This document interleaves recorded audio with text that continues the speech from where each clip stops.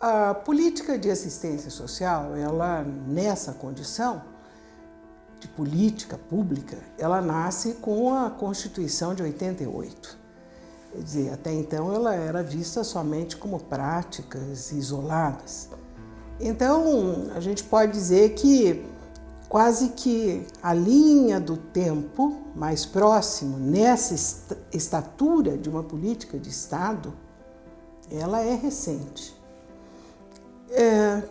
E nesse caminhar, né, ela tem pontos que são marcados por legislações, mas eu acho que as legislações, embora importantes, elas são consensos, estabilidades, mas elas não garantem que as pessoas as entendam, incorporem e passem realmente a atuar na política a partir das diretrizes que estão colocadas. Então, me parece que há ainda um forte, vou dizer, conservadorismo. O peso do passado ainda é muito forte no presente. Isso faz com que, digamos, um dos desafios para o futuro é poder jogar fora, se desembaraçar desse passado, dar um salto, fazer uma ruptura. Acho que isso é que é importante e daí depende muito, seguramente, dos trabalhadores e da orientação de gestão e dos gestores, por consequência, nessa política. E aqui nós temos, claro, que muitas dificuldades, inclusive de natureza política, porque nós sabemos que a escolha de um gestor público não é necessariamente pela competência, é por um conjunto de relações. Então, temos um desafio que é este de como garantir que determinados princípios da gestão dessa política, eles possam ganhar um peso, uma presença, que independente do gestor, eles possam ter um grau de permanência. Acho que esse é um grande desafio que, para mim, rompe o passado. De outro lado, e aí eu diria até pela minha experiência na universidade, nós não temos acúmulo na academia, no Brasil, realmente em ter métodos, técnicas para trabalhar com a população, sobretudo, que foi mais, eu vou dizer, prejudicada com todas as decisões da nossa história, né? Nós não temos nenhum mecanismo, nem legal, por exemplo, em restauração aos afrodescendentes de toda a escravidão.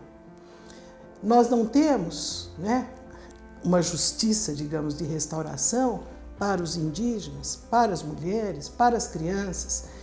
Então, entender que o brasileiro, independente do quanto ele ganha, de qual é a sua história, mas ele é um cidadão, isto é muito difícil na assistência social, porque parece que ela nunca é vista na horizontal, sempre na vertical, né? Eu acho que para mim é este o grande desafio, conseguir que esta política se coloque numa igualdade com as outras, não é do ponto de vista financeiro, porque hoje ela até alcançou finanças federais muito altas, mas é do ponto de vista do resultado. Ela ainda não tem resultados aparentes e consequentes no campo dos direitos.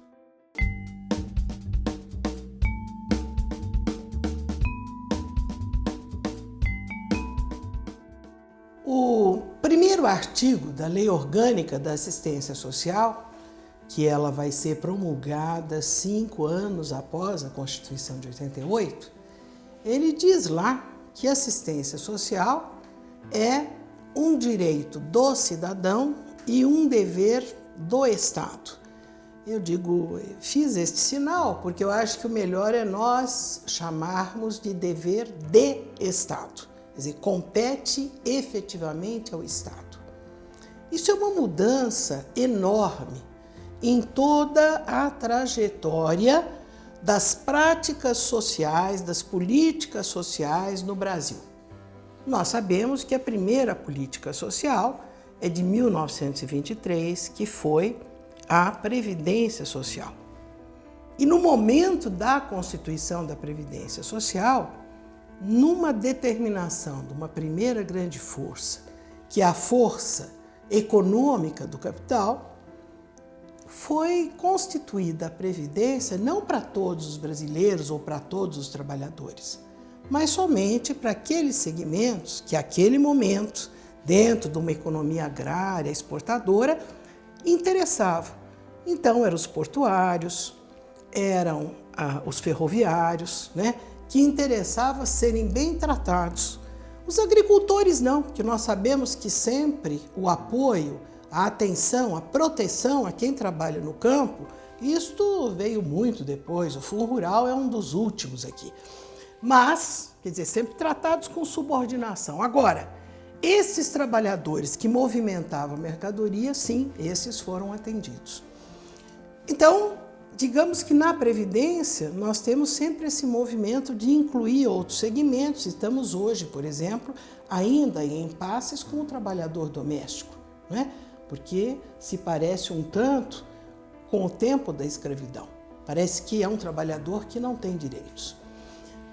Então, nós temos uma força muito grande nas políticas sociais. Podemos lembrar, na saúde, vamos ter os laboratórios, nós vamos ter a produção de medicamentos, vamos também trabalhar com educação, nós vamos ter todo o interesse privado, né, em fornecer educação como serviço a pagamento. E a introdução da assistência social, ela tem uma outra matriz que vai chamar a atenção para a Igreja. E estou falando fundamentalmente da Igreja Católica. Por quê? O começo todo, né, na vinda até mesmo de Pedro Álvares Cabral, com os jesuítas, acho que todo mundo lembra da história do padre Anchieta, ensinando os índiozinhos, tentando entender qual era o modo de falar, né? E a Igreja sempre foi exercer um forte papel na educação, né? Na saúde também. Nós temos vários hospitais religiosos, santa isso, santa aquilo outro, santo não. Acho que santa tem mais do que santo, mas eu acho que tem vários hospitais, né, para essa atenção onde está presente a Igreja Católica. E ela é uma força na assistência social porque se entendia que as irmandades é que deveriam prover a atenção daqueles que mais precisassem. Até mesmo do escravo doente, quem cuidava era a Santa Casa, quem cuidava era alguma coisa da igreja, né? Então, esta força do Estado no social, ela sempre foi relegada. Mesmo na Previdência Social, é a tripla contribuição: patrão, empregado e Estado. Então, quando a gente diz é uma política de Estado, repare, não é uma coisa que ele vai ajudar a igreja, ou que ele vai ajudar a economia. É uma política de Estado com o cidadão. Porque este vínculo, ele é fundamental no sentido de assegurar direitos sociais. Então, a partir de uma responsabilidade do Estado, digamos que outros elementos da sociedade podem vir a dar sua presença e contribuição. Mas, anteriormente, o Estado é que tem que estar à frente. Até porque é o Estado que concretiza a condição de direito, é o Estado que reconhece o cidadão. E é do Estado que a população tem que cobrar. Se tal serviço, tal atenção está sendo feito ou não, se tem que ter ou não mais qualidade. E a política, quando o dever de Estado, faz com que cada trabalhador seja um agente público.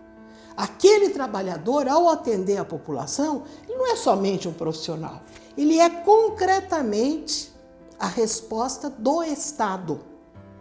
E isto é que passa a exigir, sim, uma outra consciência e formação do trabalhador, porque é ele, no seu processo, que vai efetivamente reconhecer e concretizar o direito de cidadania.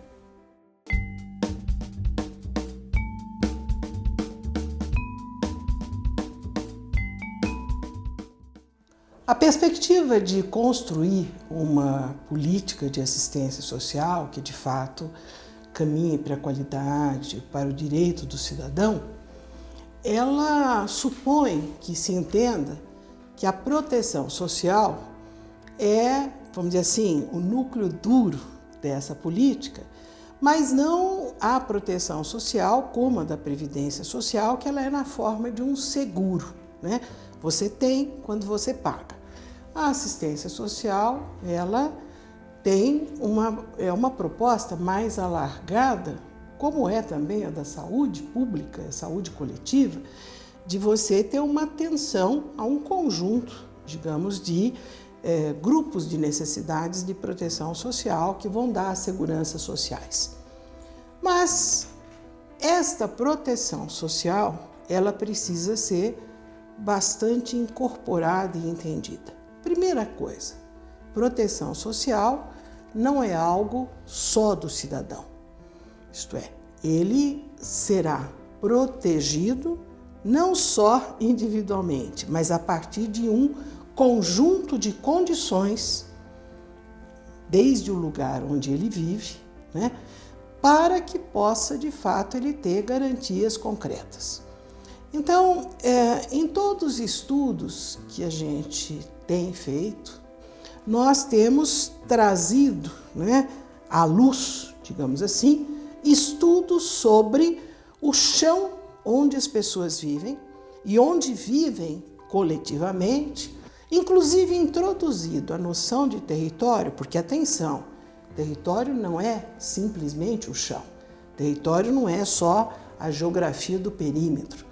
O território é um conjunto de relações que eu chamo até de uma topografia social, isto é, em cima do relevo da natureza, a sociedade, as nossas relações vão construindo um outro relevo, isto eu nomino a topografia social, que vai deixar alguns num vale de exclusão, vai deixar outros num Everest de inclusão diante da desigualdade social.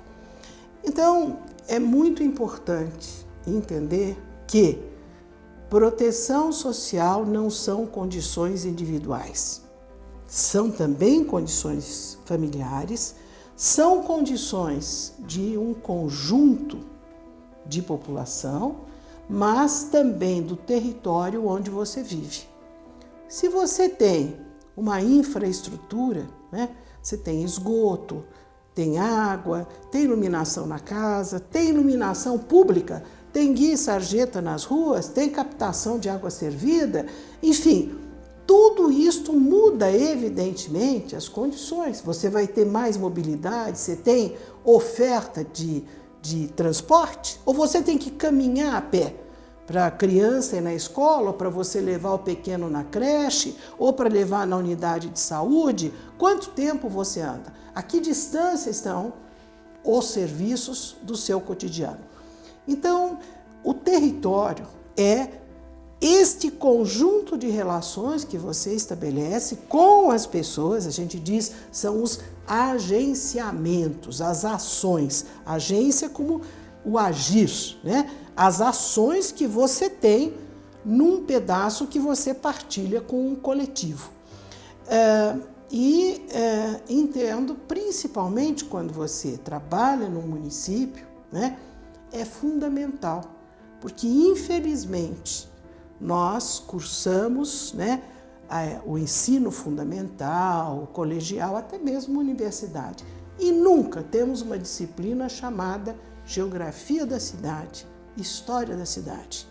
Então você não sabe nome de rio da cidade, nem sabe quantos rios tem. Você pode até saber do Brasil e do mundo, mas nós não temos uma cultura, apesar do Estatuto da Cidade, que traga esses elementos históricos a partir do lugar onde você vive. As crianças não têm essa noção. Como é que se formou esse bairro? O que aconteceu? Não é? Quais são os espaços públicos? Quais não são? Como é que se distribui as condições de vida nessa cidade? Em geral, não se conhece isso. Se acha que são questões do indivíduo.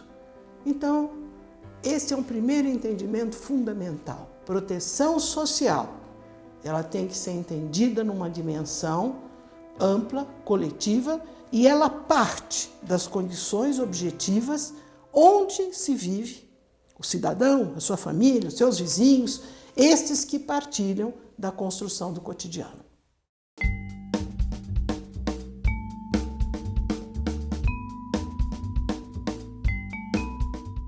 E em 2005, que foi, de fato, a primeira conferência depois da aprovação da Política Nacional, da NOB-SUAS, houve um movimento e uma palavra de ordem.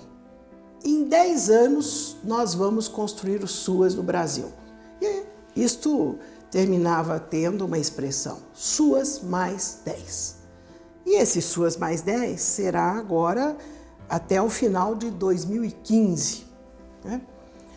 Portanto, penso que este ano de 2015 ele vai ter um significado de um balanço do que nós conseguimos avançar, até porque, para essa conferência de 2005, nós fizemos um levantamento de quais eram as condições de cada município, embora só cerca de 2.000 responderam, e cada estado para implantar, efetivar o SUAS.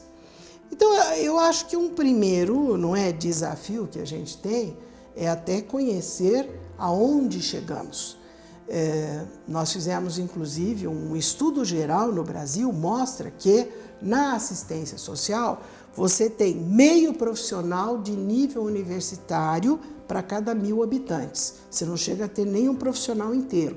Isto é, nós não temos ainda uma distribuição, digamos, de trabalhadores suficientes para levar avante o Sistema Único de Assistência Social.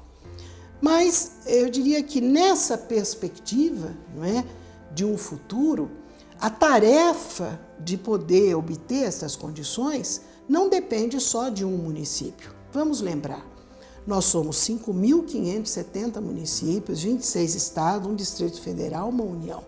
Portanto, nós somos quase 6.000 unidades de gestão que não têm uma articulação contínua.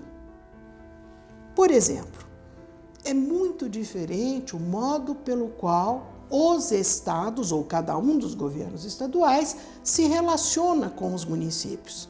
E atenção, até 20.000 habitantes são 70% dos municípios. Até 50.000 habitantes são mais 13%. Então, 83% deste todo de 5.570 municípios, eles são de pequeno porte, portanto, com menos condições de resposta, ou até mesmo sem um número suficiente de demanda para ter um serviço especial. Isto exige uma inter-relação entre os municípios, um sentido de regionalização na gestão do governo estadual, porque nós temos que entender o SUAS sob o princípio federativo. União, estados, municípios, cada um com a sua responsabilidade.